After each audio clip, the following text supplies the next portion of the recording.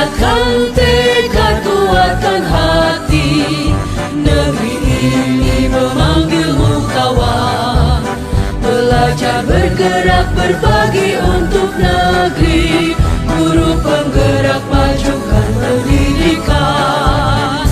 Guru penggerak menghamba pada murid, kreatif rancang pembelajaran. Hargai potensi, tingkatkan prestasi, lahirkan profil pelajar Pancasila. Belajar, bergerak, berbagi untuk negeri, kita menjalin kolaborasi. Belajar, bergerak, berbagi untuk negeri, demi bakti pada Ibu Pertiwi.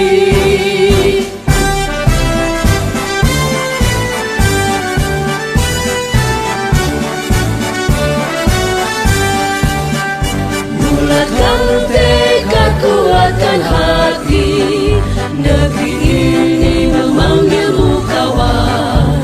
Belajar, bergerak, berbagi untuk negeri, guru penggerak majukan pendidikan. Guru penggerak menghamba pada murid, kreatif rancang pembelajaran.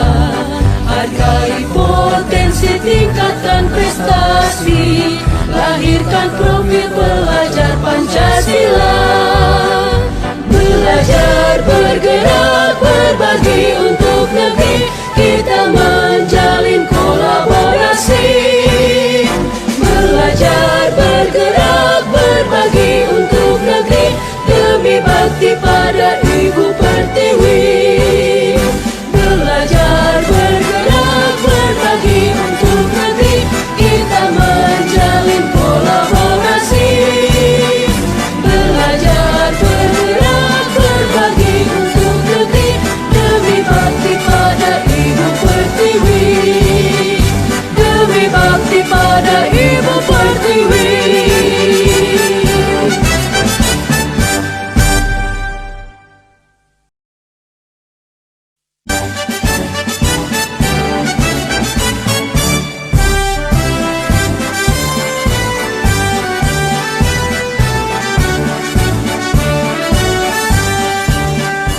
Bulatkan tekad, kuatkan hati, negeri ini memanggilmu kawan. Belajar, bergerak, berbagi untuk negeri, guru penggerak majukan pendidikan. Guru penggerak menghamba pada murid, kreatif rancang pembelajaran. Hargai potensi, tingkatkan prestasi, lahirkan profil pelajar Pancasila. Belajar, bergerak, berbagi untuk negeri, kita menjalin kolaborasi. Belajar, bergerak, berbagi untuk negeri, demi bakti pada Ibu Pertiwi.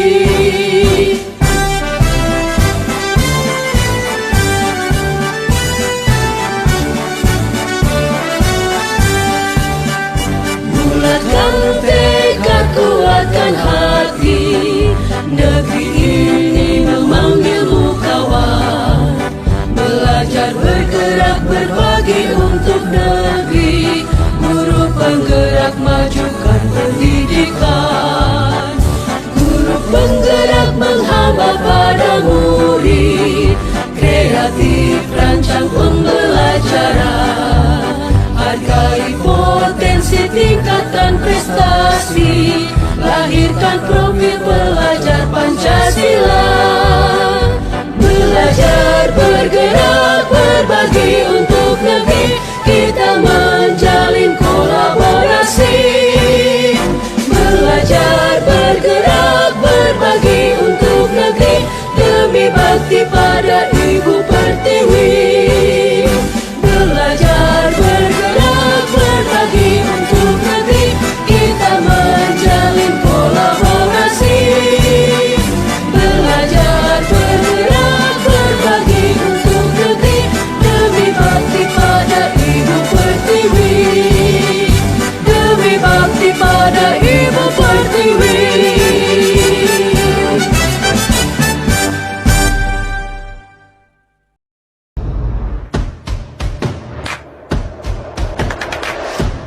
Assalamualaikum warahmatullahi wabarakatuh.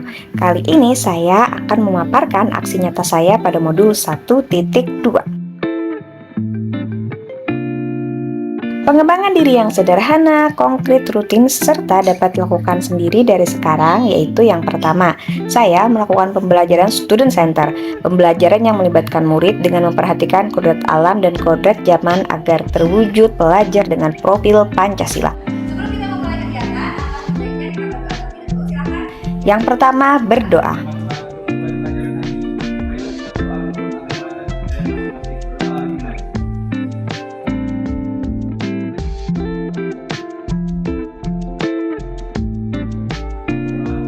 Yang berikutnya yaitu bergotong royong untuk membersihkan sekolah guna menanamkan sikap peduli terhadap lingkungan. Kegiatan ini dilakukan baik itu di lingkungan kelas maupun di sekitar lingkungan sekolah. Berkolaborasi saat diskusi maupun praktikum.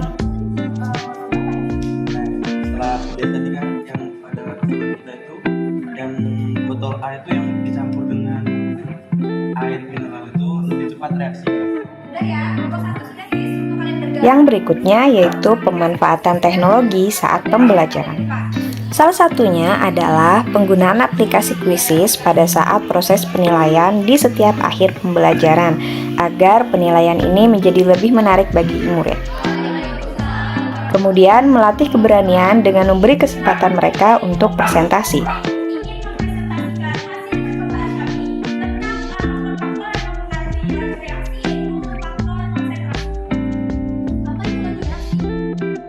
Saya juga menumbuhkan kreativitas murid dalam berbagai kegiatan pembelajaran, baik itu di bidang seni, pembelajaran di dalam kelas maupun di luar kelas.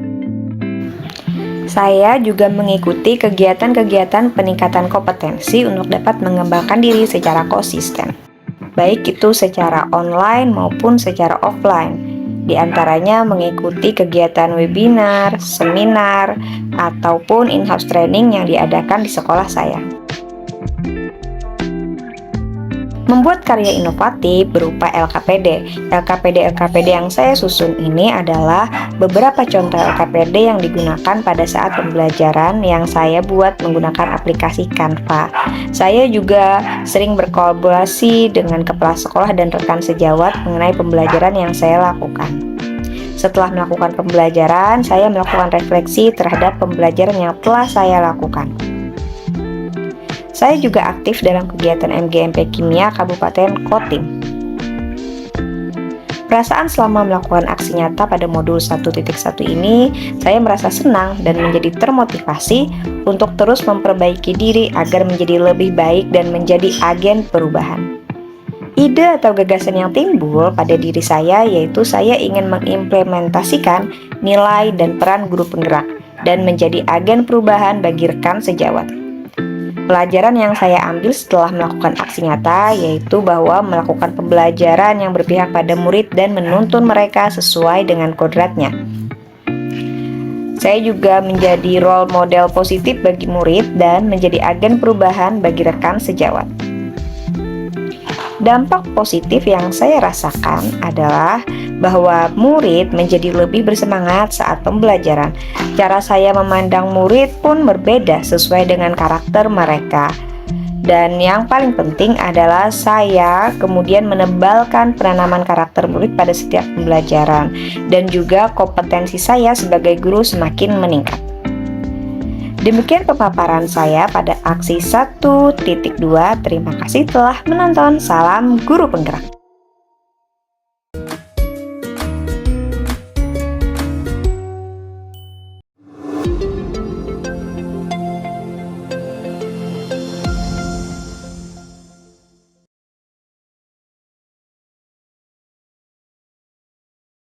Assalamualaikum warahmatullahi wabarakatuh. Salam dan bahagia Bapak Guru hebat. Berjumpa kembali dengan saya Iwan, calon guru penggerak angkatan 9 dari SMK Negeri 1 Cempaka Hulu, Kabupaten Kota Waringin Timur. Sebelumnya saya tidak mementingkan arti keberagaman pada murid, sehingga semua anak diperlakukan sama, tidak peduli apa kesukaannya, bagaimana gaya belajarnya, atau apa yang membuat anak merasa nyaman di kelas. Namun, setelah saya mempelajari teori pembelajaran berdiferensiasi, saya mulai memahami dan mencoba memberikan pembelajaran yang disesuaikan dengan kebutuhan belajar peserta didik. Bapak guru hebat, tidak ada anak di dunia ini yang benar-benar sama, meskipun kembar identik, tetapi satu sama lain memiliki ciri khas tersendiri. Begitupun dengan murid-murid kita, mereka memiliki kelebihan dan kekurangannya masing-masing. Nah, bagaimana cara memberikan pembelajaran terbaik sesuai dengan kebutuhan belajarnya? Simak penjelasan berikut ini. Bapak guru hebat, melalui pembelajaran berdiferensiasi, kita berupaya untuk memberikan pendidikan terbaik bagi anak agar mereka dapat belajar sesuai dengan minat dan kebutuhannya. Sebelum melakukan kegiatan pembelajaran, saya berikan asesmen diagnostik untuk mengetahui gaya belajar murid menggunakan lembar observasi yang telah saya siapkan sebelumnya. Hasil tes diagnostik tersebut menyimpulkan terdapat 7 anak dominan dengan gaya belajar visual, 7 anak dominan dengan gaya belajar auditori, dan 14 anak dominan terhadap gaya belajar kinestetik. Kegiatan pembelajaran yang saya lakukan di kelas 12 multimedia ruang 2 dengan mata pelajaran teknik pengolahan audio dan video pada materi teknik pergerakan kamera saat pengambilan gambar bergerak, perekaman video. Di awal pembelajaran seperti biasa, saya mengawali dengan memberikan salam, menyapa murid, menanyakan kabar, berdoa sebelum pembelajaran dimulai, mengecek kehadiran, memberikan pertanyaan pemantik, dan juga menyampaikan tujuan pembelajaran serta penilaian. Diakhiri dengan melakukan kesepakatan kelas. Assalamualaikum warahmatullahi wabarakatuh. Waalaikumsalam warahmatullahi wabarakatuh. Apa kabarnya hari ini? Baik, luar biasa. Nah, satu kali lagi kurang semangat. Apa kabarnya hari ini? Baik, luar biasa. Oke, terima kasih.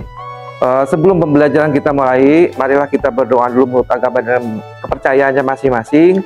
Silahkan Intan pimpin berdoa untuk hari ini.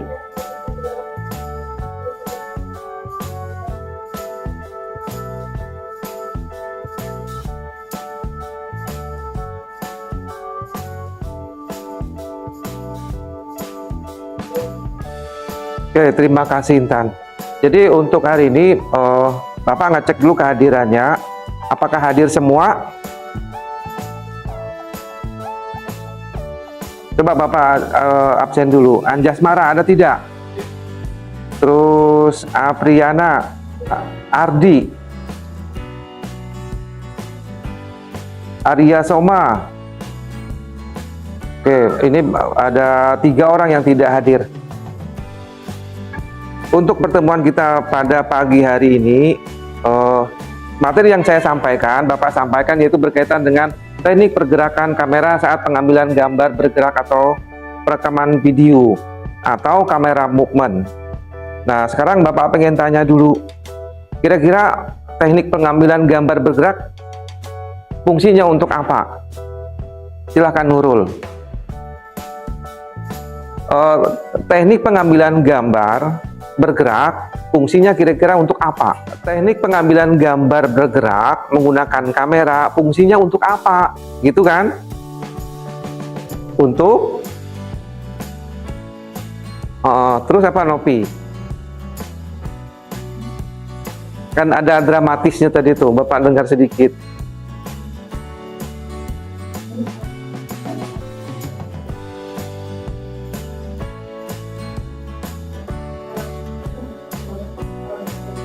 Nah, itu kira-kira. Jadi kalau disingkat, pergerakan kamera fungsinya untuk menyampaikan pesan dari video yang dibuat. Contoh video kan berupa iklan, film pendek, ya enggak, film layar lebar. Nah, seperti itu. Maka perlu ada pergerakan kamera. Hari ini kita akan belajar. Adapun tujuan pembelajaran kita yang pertama, peserta didik dapat menganalisa teknik pergerakan kamera saat pengambilan gambar bergerak. Yang kedua, peserta didik dapat mengevaluasi teknik pergerakan kamera saat pengambilan gambar bergerak. Yang ketiga, peserta didik dapat mampu menerapkan teknik pergerakan kamera berdasarkan ukuran atau frame size atau sudut pandang pengambilan gambar, angle kamera. Yang keempat, peserta didik dapat menggunakan teknik pergerakan kamera berdasarkan ukuran, framing, dan sudut pandang, angle kamera. Kesepakatan kelas kita, coba kita perhatikan sama-sama. Yang pertama, saling menghargai pendapat teman. Yang kedua, tidak mengganggu kelompok lain. Yang seterusnya, bekerja dengan penuh tanggung jawab. Saling bekerja sama dalam satu kelompok, mengikuti sesi kelas dengan perasaan yang gembira. Setuju? Nah, sepakat semua? Oke. Nanti saya bagi per kelompok. Jadi kelompok yang visual, kelompok yang auditori, kelompok yang kinestetik 1, kinestetik 2, masing-masing kelompok membentuk kelompoknya masing-masing. Sudah paham? Oke, sekarang sudah terbentuk kelompoknya, yaitu yang pertama kelompok 1 yaitu terdiri dari yang gaya belajar visual, kelompok di sana yang gaya belajarnya auditori, yang di sini ada kinestetik 1 dan kinestetik 2. Jadi nanti tugas kalian yang kelompok video mempelajari video yang Bapak bagikan di Google Classroom. Yang kedua, lembar kerja peserta didiknya, LKPD-nya sudah ada di Google Classroom. Silahkan dipelajari dulu, nanti baru buat rangkuman. Ya, untuk bahan presentasi nanti. Yang selanjutnya yang auditori sama, berarti mempelajari materi yang ada di Classroom. Di sana kan ada e-book pelajaran. Ya enggak? Yang sudah saya bagikan. Silahkan dipelajari dulu. Yang kinestetik 1, berarti mereka belajarnya langsung melalui peraga kamera. Nah, jadi mempraktekkan apa teknik pergerakan yang ada di kamera. Seperti panning, terus ada tilting, terus ada crab atau tracking, ada dolling. Ya enggak?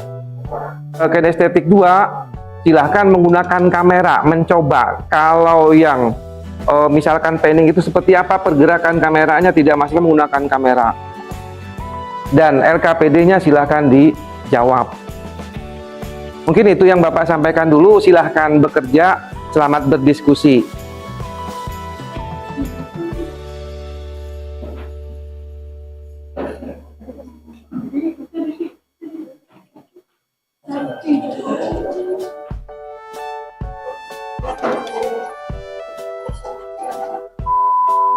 Assalamualaikum warahmatullahi wabarakatuh.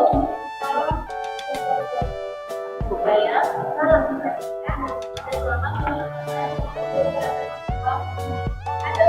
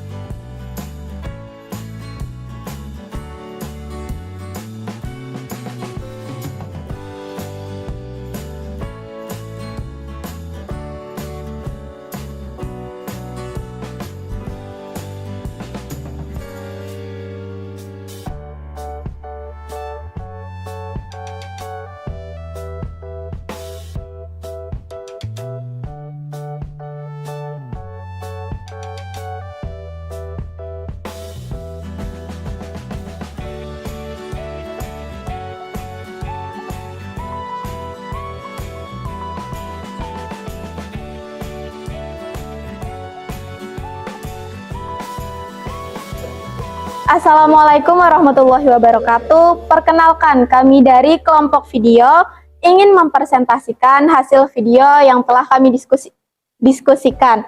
Nah, yaitu mengenai teknik pergerakan kamera. Pertama-tama, perkenalkan, saya Nurul Isnaini Putri. Saya Yosef Anopani. Saya Novita. Saya Jessica Amalia. Saya Nuraisa. Dan saya Bella Novia. Ya, pengertian dari pergerakan kamera ini adalah kegiatan membentuk suasana dramatik pada sebuah shoot video maupun film menggunakan cara menggerakkan kamera. Nah, pergerakan kamera ini ada bermacam-macam, yaitu ada 10. Yang pertama yaitu panning. Nah, panning ini adalah pergerakan kamera secara horizontal dengan posisi kamera masih di tempat atau yang bergerak hanya menoleh-noleh saja. Nah, yaitu dari kanan ke kiri atau dari kiri ke kanan. Yang kedua ada tilting.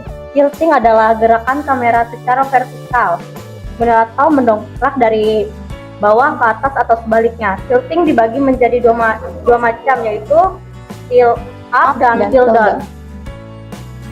Dan yang ketiga ada dolly atau tracking. Dolly atau tracking adalah pergerakan kamera mendekati atau menjauhi objek. Dolly ada 2 jenis, yaitu dolly in Dan dolly out. Assalamualaikum warahmatullahi wabarakatuh. Perkenalkan, kami dari tim Audiotori. Di sini kami ingin mempresentasikan hasil diskusi kami mengenai teknik pergerakan kamera. Perkenalkan, saya Dina Hawaijah. Saya dari Jakarta dan Semarang. Saya Fitriana Fernanda. Saya Apriana. Saya Ardi. Saya Femi. Pertama-tama saya akan menjelaskan pengertiannya. Gerakan kamera atau kamera movement merupakan sebuah aktivitas yang membangun suasana dramatik dalam sebuah shoot video maupun film dengan cara menggerakkan kamera. Dan ada beberapa macam pergerakan kamera. Yang pertama ada pedestal. Pedestal adalah pergerakan kamera di atas pedestal yang bisa diubah baik dinaikkan atau diturunkan. Pedestal dibagi menjadi 2, yaitu pedestal up dan pedestal down. Pedestal up adalah pergerakan kamera yang dinaikkan, sedangkan pedestal down adalah pergerakan kamera yang diturunkan. Yang kedua ada crab. Crab adalah pergerakan kamera secara lateral atau menyamping mengikuti objek yang sedang berjalan. Crab terbagi menjadi 2, yaitu crab right. Crab right adalah pergerakan kamera dari kiri ke kanan, dan crab left pergerakan kamera dari kanan ke kiri. Dan yang terakhir ada arch. Arch adalah gerakan kamera yang memutar mengelilingi objek dari kiri ke kanan atau sebaliknya. Assalamualaikum warahmatullahi wabarakatuh. Perkenalkan, kami dari kelompok Kinestetik 2. Di sini kami akan mempresentasikan hasil dari diskusi kami tentang teknik pergerakan kamera. Pertama-tama, kami memperkenalkan diri. Perkenalkan, nama saya Putri Rahmadani. Saya Manisi. Saya dari sekolah Hari. Saya Rauf Zuna Satria Putra. Dan saya Putri Anamali. Nah, di sini saya berikut penjelasan tentang teknik pergerakan kamera. Gerakan kamera merupakan sebuah aktivitas membangun suasana dramatik dalam sebuah shot video maupun film dengan cara menggerakkan kamera. Pergerakan kamera ada beberapa macam, yaitu pertama panning. Pan atau yang juga disebut panning adalah pergerakan kamera secara horizontal mendatar dan dari kiri ke kanan atau sebaliknya. Yang kedua, tilting adalah pergerakan kamera secara vertikal mendongak dari bawah ke atas atau sebaliknya. Tilting terbagi menjadi 2, yaitu tilt up dan juga tilt down. Yang ketiga, dolly atau track. Dolly atau track adalah pergerakan kamera di atas tripod yang mendekati atau menjauhi objek. Dolly in adalah pergerakan kamera yang mendekati objek, sedangkan dolly out sebaliknya, yaitu menjauhi objek. Sekian, terima kasih. View hasil pekerjaan kalian tadi dari kelompok audio, terus visual, terus ada kinestetik 1 dan kinestetik 2. Jadi dari hasil hasil diskusi kalian, Bapak simpulkan bahwa teknik pengambilan gambar pada kamera bergerak atau movement itu sangat penting. Karena apa? Yang si pembuat video ingin menyampaikan pesan yang pengen tersampaikan ke penonton. Jadi berpengaruh sekali. Kenapa pergerakan kamera sangat menentukan dari video yang kita buat. Nah, dari kesimpulan tersebut ada 10 pergerakan kamera, salah satunya ada panning left sama panning right, ada tilt up, tilt down, terus ada crab, ada dolly, ada tracking, ada zoom in, zoom out, ada follow, dan seterusnya. Nah, sekarang untuk mengakhiri sesi pembelajaran kita hari ini, saya mohon mengisi refleksi pembelajaran kita. Linknya sudah saya bagikan di Classroom. Silahkan dibuka. Oke, sebelum pembelajaran kita berakhir pada hari ini, kita lihat dulu refleksi dari teman-teman kita pada hari ini. Ini ada teman kalian, apa perasaan kamu setelah mempelajari materi hari ini? Punya Nuraisah, perasaan sangat senang, selain pembelajaran sedikit menyenangkan kali ini. Saya pun lebih tahu bagian-bagian teknik pengambilan kamera. Yang kedua, tuliskan hal baik yang sudah kamu lakukan hari ini. Punya Nurul Isnaini Putri, mempelajari berdiskusi, mempresentasikan tentang teknik pergerakan kamera. Yang ketiga, apa yang terpenting yang kamu pelajari hari ini, mengapa itu penting? Punya Jessica Amelia, macam-macam pergerakan kamera dalam pengambilan video itu sangat penting karena kita dapat mengetahui cara-cara dan macam-macam pergerakan dalam pengambilan video. Yang terakhir, apa yang ingin kamu pelajari lebih lanjut dan mengapa? Ini punya Raup Juna Satria Putra, ingin mempraktikkan langsung penggunaan kamera. Mungkin itu yang bisa Bapak sampaikan hari ini untuk pembelajaran teknik pengolahan audio dan video dengan materi teknik pengambilan gambar bergerak atau kamera movement. Saya akhiri, wabillahi taufiq wal hidayah. Wassalamualaikum warahmatullahi wabarakatuh. Selamat pagi.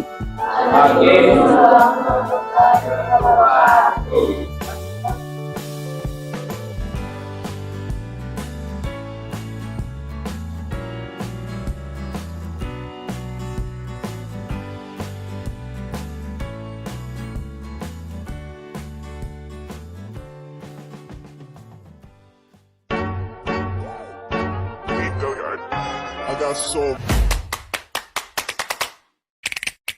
motherfucking design on right now.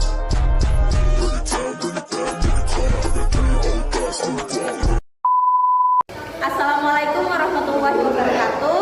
Shalom, Om Swastiastu, Namo Buddhaya, salam kebajikan, kabeh selamat dimanapun sujud kerajaan Palembang. Adel Katalino, baju ramin kasuraga, basengat kajubanta. Arus, arus, arus.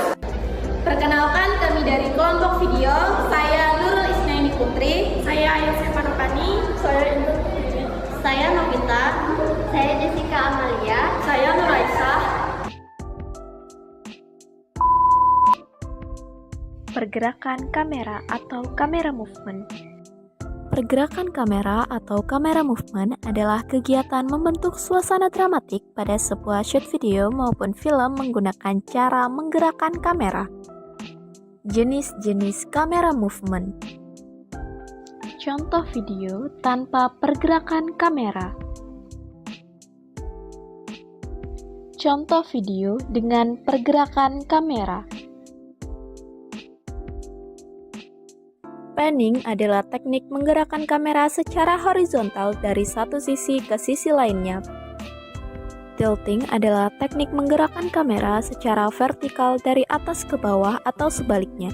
Kamera juga harus diam dan terpaku di titik tertentu. Dolly atau tracking adalah teknik menggerakkan kamera untuk mendekati dan menjauhi objek utama, yaitu in dan out. Crabbing adalah teknik menggerakkan kamera secara lateral atau menyamping, berjalan sejajar menggunakan subjek yang sedang berjalan ke kiri maupun ke kanan. Pedestal adalah teknik menggerakkan kamera secara vertikal dari bawah ke atas atau dari atas ke bawah. ARC adalah teknik menggerakkan kamera memutari atau mengitari objek berasal dari kiri ke kanan atau dari kanan ke kiri. Follow shoot adalah teknik menggerakkan kamera di mana kamera mengikuti subjek yang sedang bergerak. Lead adalah kebalikan dari follow, yaitu menghadap objek tetapi dengan berjalan mundur ke belakang. Zoom adalah teknik menggerakkan kamera dengan cara mendekati atau menjauhi objek secara optik dengan membarui panjang fokal lensa asal sudut pandang sempit ke sudut pandang lebar atau sebaliknya.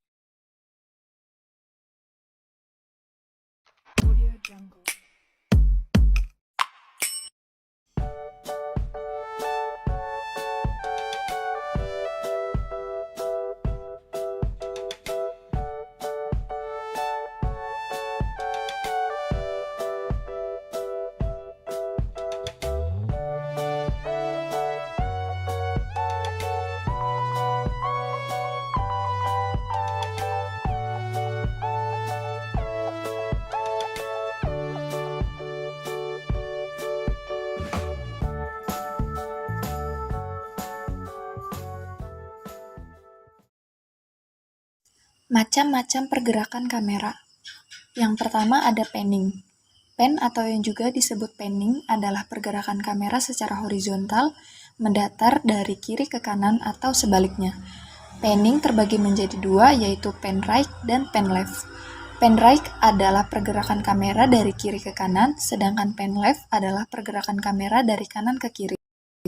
Yang kedua ada tilting.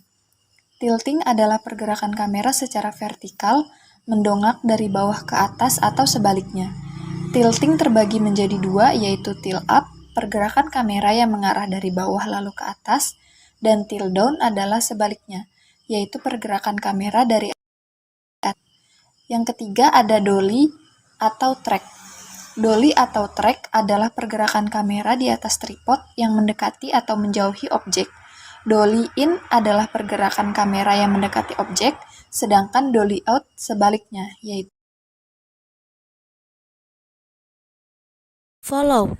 Follow adalah gerakan kamera mengikuti objek yang bergerak, bisa dengan pen, tilt, pad, atau yang lainnya. Untuk menciptakan gambar yang lebih dinamis, bisa juga menggunakan crane, atau dapat juga dilakukan dengan handle. Crane sangat memungkinkan menggabungkan beberapa sehingga gambar dapat terlihat dinamis. LED. LED adalah pergerakan kamera mundur mengikuti pergerakan objek yang maju.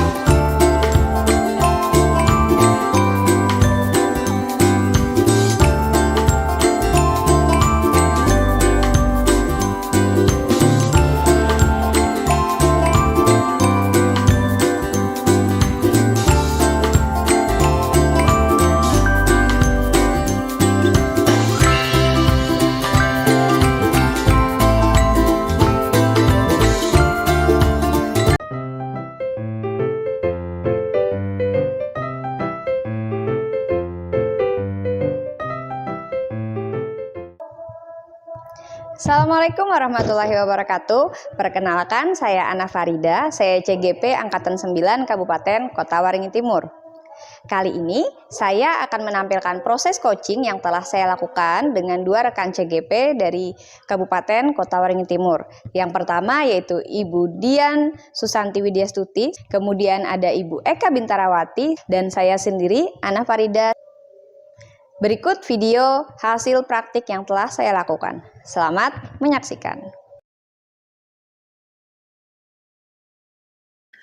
Selamat siang Ibu Dian. Selamat siang Ibu. Iya, apa kabar? Baik nih. Iya. Bagaimana kabarnya Ibu? Alhamdulillah siang ini sih saya kondisinya sehat ya Ibu ya. Iya. Saya dengar-dengar Ibu mau melakukan ini ya, coaching ya nanti. Iya betul. Sama siapa Ibu kalau boleh tahu?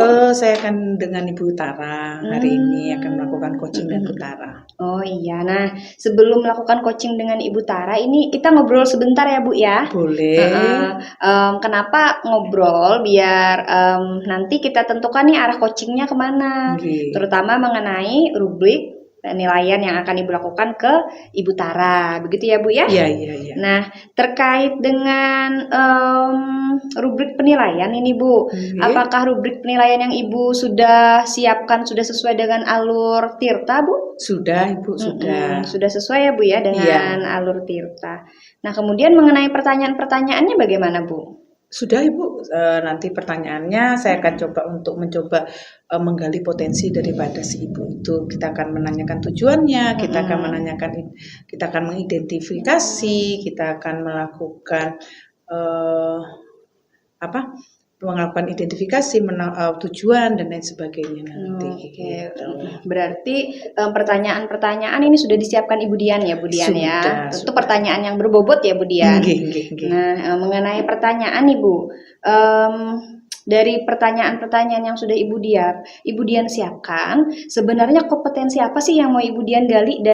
Saya ingin mencoba untuk meningkatkan kompetensi saya untuk mendengarkan aktif, kemudian mampu memberikan pertanyaan-pertanyaan yang berbobot bagi Tara, supaya saya bisa menggali potensi yang ada di dalam diri daripada Ibu Tara itu sendiri.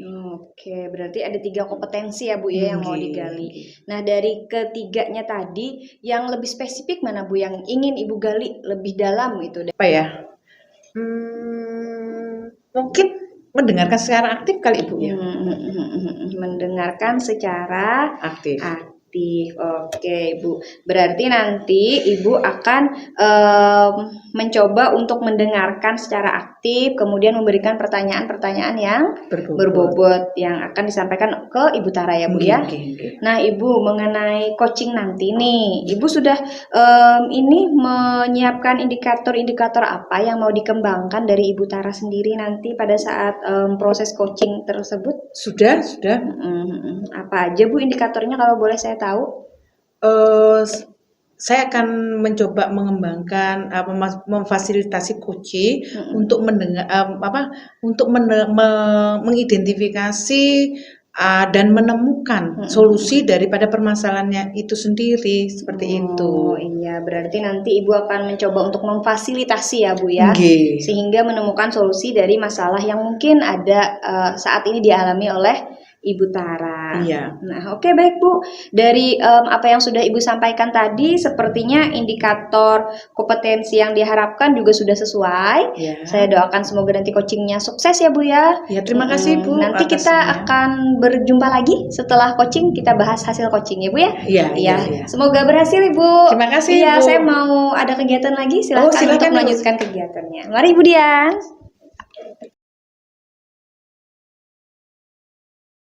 Selamat siang Ibu Tara. Siang Bu. Apa kabarnya nih hari ini? Baik. Bu Dian gimana? Saya baik-baik. Bu, kelihatannya kok mukanya agak kurang bersemangat. Itu ada apa sih? Saya ada masalah ini di kelas. Jadi saya mau bercerita nih Bu. Iya. Ada apa? Boleh saya tahu masalah apa yang Ibu hadapi sekarang? Jadi saya ini ada masalah siswa saya di kelas itu, dia kurang semangat gitu Bu belajarnya. Padahal saya tuh sudah menyiapkan materi sebaik mungkin, tapi kok mereka tuh masih kayak nggak semangat belajar. Jadi Ibu tadi bilang bahwa anak-anak kurang bersemangat. Nah, menurut Ibu nih, kok Ibu bisa mengatakan kurang semangat? Indikatornya apa sih Bu? Jadi menurut saya indikator murid yang bersemangat belajar itu mereka aktif bertanya, terus nggak lesu, kemudian mereka nggak tidur-tiduran di kelas. Oh gitu. Berarti anak-anak pada saat jam pembelajaran Ibu mereka agak kurang memperhatikan atau tidur-tiduran, kurang merespon dari pertanyaan-pertanyaan atau pembelajaran Ibu berikan. Saya boleh bertanya Ibu, apakah pernah Ibu menanyakan ke siswanya mengapa kok seperti ini, seperti itu? Mereka bilang materinya bosanin. Gitu. Padahal sudah saya buat semenarik mungkin. Terus? Jadi saya rasa semangat belajar mereka aja yang kurang. Ya. Setelah itu apa lagi Bu? Selain dari yang semangat belajarnya kurang tadi, saya rasa mereka itu yang tidak aktifnya itu mereka bilang karena selain materi yang membosankan juga secara penyampaian saya mungkin Bu terlalu banyak ceramahnya daripada mengaktifkan mereka. Terus ada lagi Bu? Padahal saya sudah berusaha untuk mengaktifkan, ayo siapa yang bertanya, tapi mereka nggak bertanya juga. Kayak sudah paham, tapi kalau saya kasih tugas tuh nilainya turun. Nah, dari situ saya melihat kalau mereka itu semangat belajarnya kurang.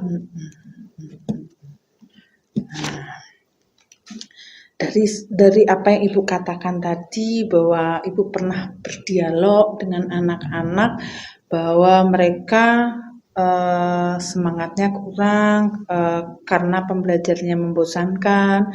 Kemudian tadi yang kedua adalah Ibu terlalu banyak ceramahnya, seperti itu. Nah, menurut Ibu ya, apa yang akan Ibu lakukan untuk memperbaiki itu? Sebenarnya ada dua hal yang rencananya mau saya kerjakan. Saya berusaha untuk menganalisis gaya belajar mereka dengan melakukan asesmen diagnostik, kemudian berusaha memberikan pembelajaran yang kontekstual gitu. Jadi materi yang saya sampaikan itu bisa sesuai dengan kehidupan mereka sehari-hari. Jadi mereka lebih paham gitu sih. Ya, menganalisis dengan melakukan diagnostik awal yang Ibu lakukan, kemudian pembelajarannya di konseptual. Apalagi Bu, menurut Ibu? Ada lagi enggak? Kayaknya saya akan menganalisis latar belakang muridnya. Apakah mereka itu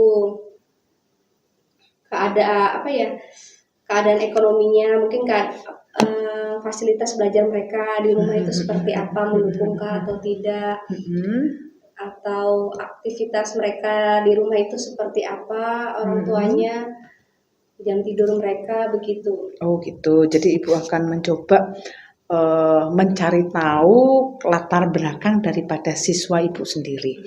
Nah, menurut Ibu nih, untuk bisa melakukan pekerjaan itu, adakah orang-orang yang bisa membantu daripada pekerjaan ini, itu untuk melakukan diagnosis awal, kemudian menyiapkan pembelajaran kontekstual, kemudian mencari latar belakang.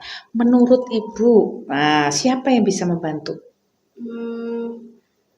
Kayaknya ini deh Bu, saya mau minta tolong sama wali kelas mereka, karena setahu saya wali kelas itu kan lebih punya catatan keseharian mereka gitu. Kemudian guru BK kelas tersebut, jadi tahu untuk rekam track record mereka. Wali kelasnya ini Bu Susi ya Bu ya? Iya Bu Susi. Oh Bu Susi. Kalau guru BK-nya boleh tahu saya siapa Bu? Karena sebut terlalu banyak lah, lupa saya guru BK-nya. Bu BK-nya itu Bu Kris. Oh, Bu Kris. Jadi nanti Ibu akan meminta bantuan sama Bu Susi dengan Bu Kris. Bu Kris. Ya, kalau 10B itu sih. Oh gitu ya. Nah, kira-kira nih kapan Ibu ingin melakukan langkah perbaikan terhadap pembelajaran ini? Oke, ini kan hari Kamis ya. Saya kan masuk lagi ke kelas mereka itu hari Kamis, jadi Kamis minggu depan. Oh, mulai minggu depan ya. Pagi. Mulai minggu depan. Apa yang akan Ibu lakukan terhadap langkah yang akan Ibu lakukan? Sama sih ya, tadi saya akan berkolaborasi yang hari Kamis itu kan sudah tahu nih data-data siswanya dari wali kelas, dari BK.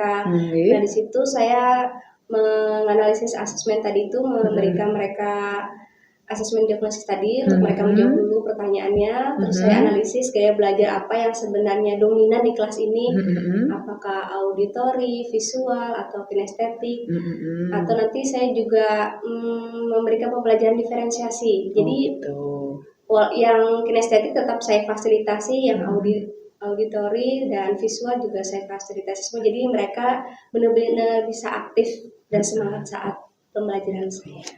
Boleh tahu nanti hasilnya ini saya akan dapatkan kapan Ibu? Mungkin ini kan ketemunya siang nih Bu, pas jam istirahat. Nah, Kamis siang minggu depan jam istirahat. Kalau Ibu Dian sudah nggak ada kesibukan gitu kan, jam istirahat insya Allah nggak sibuk ya Bu ya. Nah, kita nanti ngobrol lagi, nanti saya mau cerita tadi pagi saya ngapain aja di kelas tersebut. Oh iya, ya kalau seperti itu langkah Ibu, saya akan menunggu hasilnya. Kita akan ketemu minggu depan Bu. Setelah Ibu nanti buat hasil review dari kesemua apa yang Ibu lakukan di kelas. Ya itu aja Ibu. Saya pohon pamit dulu. Ya selamat siang Ibu. Siang, makasih banyak ya Bu ya. Selamat siang Ibu Dian. Oh, selamat siang Bu Anak. Oh, silahkan masuk nih. Sedang sibuk ya sekarang? Oh, enggak, ini Bu lagi buat laporan. Oh iya, kita bisa berbincang sebentar Ibu? Oh, boleh silakan. Sepertinya tadi saya juga mengamati sudah melakukan coaching ya Ibu ya? Iya. Dengan Ibu Tara. Nah, bagaimana Bu tadi hasil coachingnya? Lancar Ibu, lancar. Gitu. Lancar, jadi Bu Tara bisa mengungkapkan permasalahan yang dihadapi, dan dia juga sudah menemukan solusi daripada permasalahan yang dihadapi. Oh iya, itu dari Bu Tara. Nah, kalau dari Bu Dian sendiri bagaimana nih perasaannya setelah selesai melakukan coaching dengan Ibu Tara? Lega Bu. Lega. Saya bisa membantu Bu Tara untuk menemukan solusi daripada masalah yang dihadapi. Jadi lega bisa membantu teman. Iya, lega ya Bu ya, karena sudah bisa membantu Bu Tara menemukan solusinya. Nah, kemarin kan kita juga sudah berbincang mengenai coaching dengan Alur Tirta nih. Nah, bagaimana tadi Bu saat melakukan coaching dengan Alur Tirta ini menurut Ibu bagaimana? Cukup bagus Bu. Jadi kita kalau dipakai Alur Tirta ini kita bisa bertanya mengalir seperti itu, jadi sehingga si coach ini merasa tidak digurui, merasa tidak merasa enak dengan kelegaan hati, dia bisa bercerita tentang masalah yang dihadapi, kemudian dia juga bisa mencari solusi dari apa yang dihadapinya. Seperti itu ya, berarti sudah bisa mengalir gitu ya. Nah, sesuai sih Bu dengan apa yang saya amati kemarin, saya perhatikan dari apa yang Ibu Dian perbincangkan dengan Ibu Tara untuk proses coaching ini, sepertinya Ibu Dian juga sudah menerapkan Alur Tirta ini dengan baik pada saat proses coaching, sehingga Ibu Dian sudah bisa menggali gitu ya Bu ya, menggali potensi-potensi yang ada di Ibu Tara, sehingga Ibu Tara pun dapat menemukan solusi dari permasalahan yang yang Ibu Tara hadapi, maksud saya seperti itu. Iya, jadi setelah menyelesaikan proses coaching nih Bu kemarin dengan Ibu Tara, kira-kira harapan Ibu apa setelah proses coaching ini? Harapan saya Ibu Tara ini bisa menemukan menemukan solusinya, kemudian dia bisa memperbaiki apa yang menjadi permasalahannya. Kemarin kan dia bercerita tentang kesulitan dalam meminta anak-anak untuk semangat belajar. Nah, dengan dia mengetahui apa sih yang menjadi masalahnya, kemudian dia bisa mengetahui bagaimana solusinya. Saya berharap itu bisa memunculkan potensi diri yang ada dalam Bu Tara, sehingga dia nanti menjadi guru hebat. Iya, berarti harapannya Ibu Tara bisa lebih menggali potensi gitu ya Bu ya. Nah itu harapan ke Bu Tara. Kalau harapan Ibu ke coaching dengan Tirta ini sendiri bagaimana Bu? Harapan saya coaching dengan Tirta ini mungkin saya akan lebih memantapkan diri lagi bagaimana bisa menggali potensi dari rekan-rekan saya menggunakan alur Tirta, atau saya bisa menggunakan ini dengan murid-murid saya. Gitu. Berarti bukan hanya ke rekan sejawat ya Bu ya. Ternyata alur Tirta ini mungkin bisa diterapkan ke murid-murid Ibu. Iya. Semangat ya Bu ya. Untuk Terima kasih Bu atas semangatnya. Ibu Dian juga sudah menerapkan alur Tirta dengan baik. Semoga kedepannya juga lebih baik lagi menerapkan alur Tirta ini pada proses coaching. Semoga Ibu Dian dapat terus membantu teman-teman, murid untuk menemukan potensi yang ada pada diri mereka. Terima kasih Bu atas semangatnya. Iya, kalau begitu saya ini mau undur diri ya Ibu ya. Nanti kalau ada kesempatan kita berbincang lagi. Terima kasih Bu. Iya, sehat selalu ya Bu. Iya. Saya izin keluar dulu. Ya, mari Bu.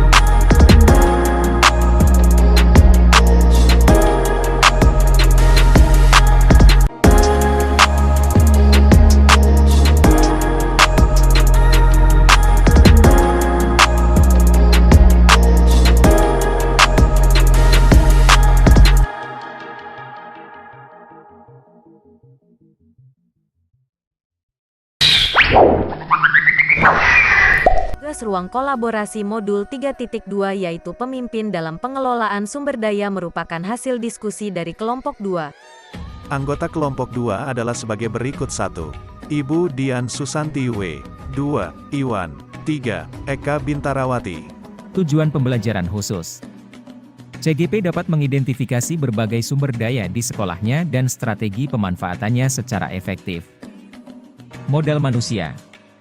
Kepala sekolah, leader dan manajer sekolah, pengawas sekolah, penyampaian informasi dinas, pelaksana monitoring dan evaluasi program sekolah, tenaga UKS, dokter perawat, menjaga kesehatan warga sekolah, siswa, heterogen dengan berbagai potensi, memiliki manfaat bagi kemajuan sekolah di bidang akademik dan non-akademik, orang tua murid, mendukung minat dan bakat anaknya, berpartisipasi dalam kegiatan sekolah, mendukung tugas-tugas anak, guru, pendidikan minimal S1 sampai S3, pelaksana kurikulum, pengajar, berserdik, terampil cakap di bidang seni rupa, seni musik, prakarya dan olahraga, dewan komite, pendukung dalam menjalankan program sekolah, tenaga administrasi sekolah, pendidikan SMA atau S1, menunjang administrasi sekolah dapodik,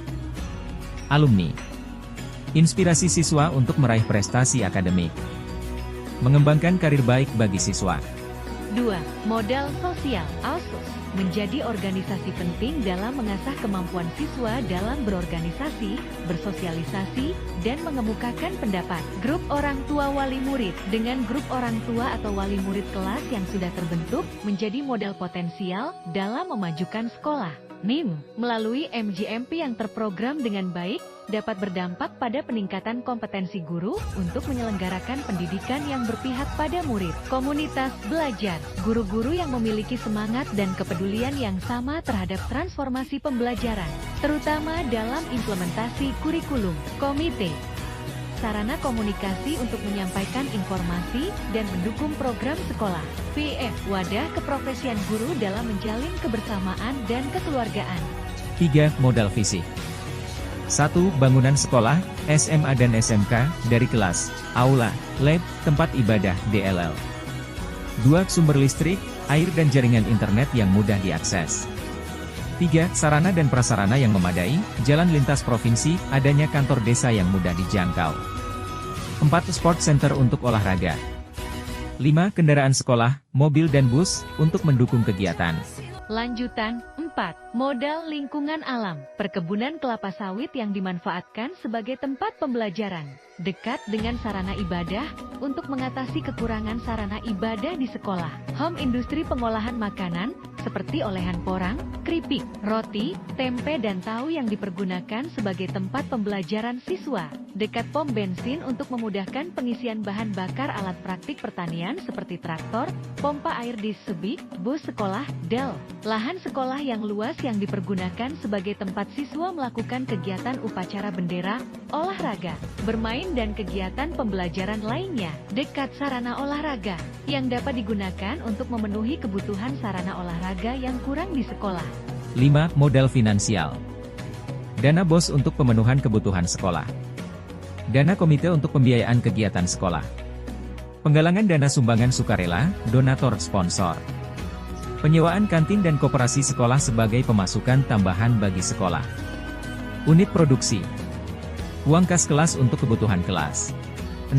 Modal politik. Dinas Pemprov. Dinas Pendidikan Pemerintah Provinsi sangat proaktif melakukan pembinaan terhadap kepala sekolah, guru, sehingga ini menjadi aset potensial untuk diberdayakan demi kemajuan sekolah. Dinas Kesehatan. Dinas Kesehatan dan Puskesmas bekerja sama dengan UKS sekolah sekitar menjaga kesehatan warga sekolah. Kepala sekolah membuat kebijakan-kebijakan yang mengakomodir kepentingan warga sekolah dan peningkatan kualitas pembelajaran yang berpihak pada murid. KPU. KPU darah sosialisasi pemilihan umum agar menjadi pemilih bijak.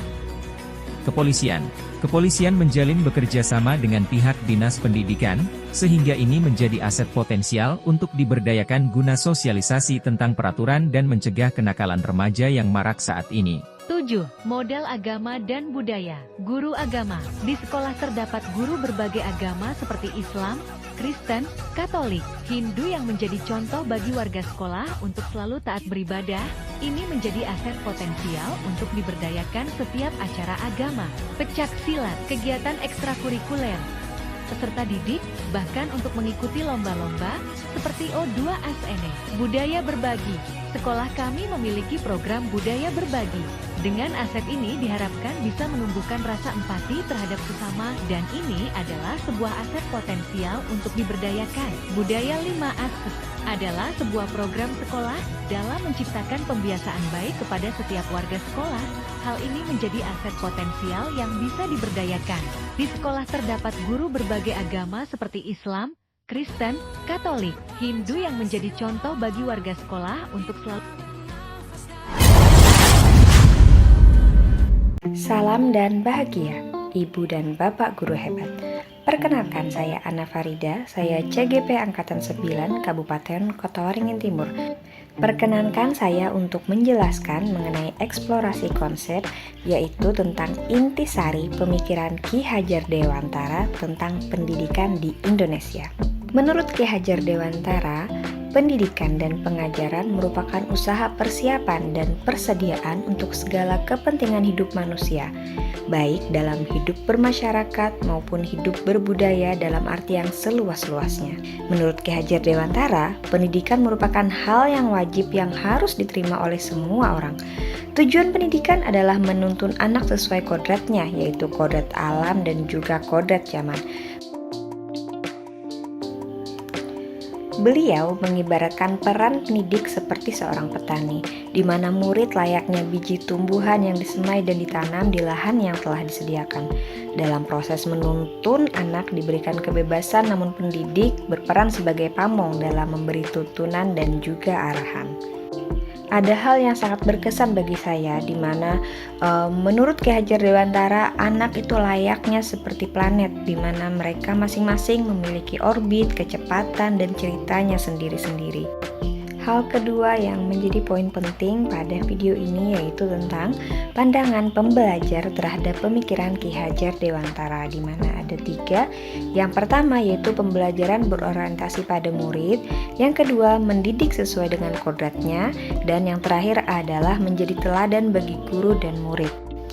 Dan yang tidak kalah penting yaitu pendidik harus mampu mengubah budi pekerti peserta didik menjadi lebih baik, yang meliputi cipta, karsa, dan karya. Eksplorasi konsep yang ketiga yaitu tentang pandangan pembelajar atau murid tentang pemikiran KHD, di mana belajar merupakan perjalanan sepanjang hayat. Kita pun dapat belajar di mana saja, kapan saja, dan dengan siapa saja. Demikian eksplorasi konsep refleksi diri tentang pemikiran KHD. Salam dan bahagia, Ibu dan Bapak Guru Hebat.